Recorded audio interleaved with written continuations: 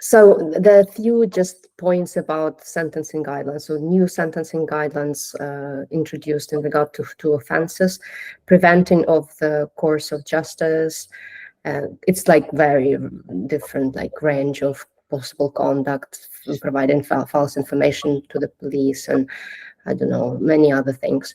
And witness intimidation. So again, this is about pursuing witness to withdrawal, for example, their statements or things like that. So now there's a proper guidance. There have been no guidance, and there have been some changes to previous guidance. If you want to comment anything on that, please feel free. No, nothing to add that I don't think is on the slide already.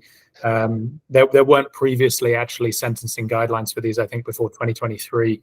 And now after this consultation, they've decided to change things again. Yeah, it's just for you to be aware. It's not very important, but since the sentencing guidelines already and sentencing is concerned, we decided to include it briefly. So again, there's some summary of the sentencing bill 2024.